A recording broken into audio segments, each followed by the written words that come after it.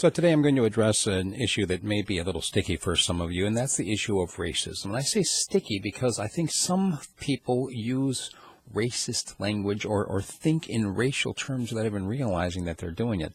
And I'm not really sure where it comes from, to be quite honest with you. I grew up not thinking that any one race was better than any other. In fact, my parents taught me very well, I might add, that all people are the same regardless of their skin color. Their blood is just as red.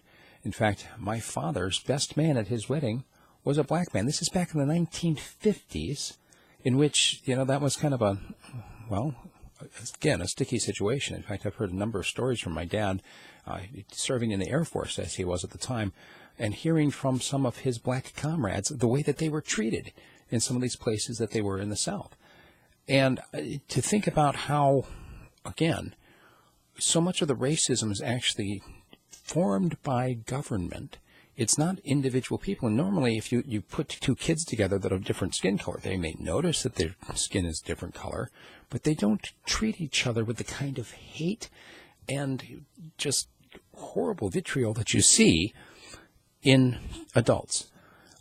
Bringing this up, of course, because LeBron James, basketball star, had the N-word painted on the gates to his California mansion.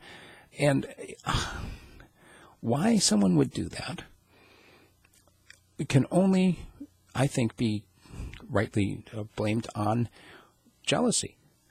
For whatever reason, they're lashing out at him, most likely because he's rich and successful. You don't see people going and spray painting the N-word on everyday common people's door unless it's a specific racist attack of, like the KKK targeting somebody to get them to move out. I mean, so often what we see with this kind of behavior is, not just ignorance, but hate that is stirred up based on an entirely artificial concept that somehow different races have different blood, different characteristics, whatever. We're all human. We're all people. In a sense, we all belong to the same race, the human race, right? Now, when you look at some of the pseudoscience that has involved some of the claims of racism over the years, you see the measuring of skulls, phrenology, you see people, in fact, I've seen things on the internet where people comparing skulls of different races as if somehow this proves inferiority. All human beings are created in God's image. They didn't evolve from monkeys. They didn't evolve from whales.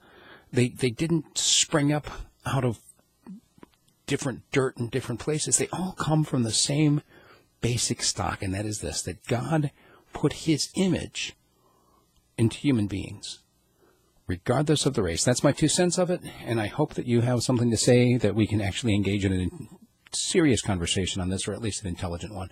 Steve at radiofreespeech.com. Love to hear your comments.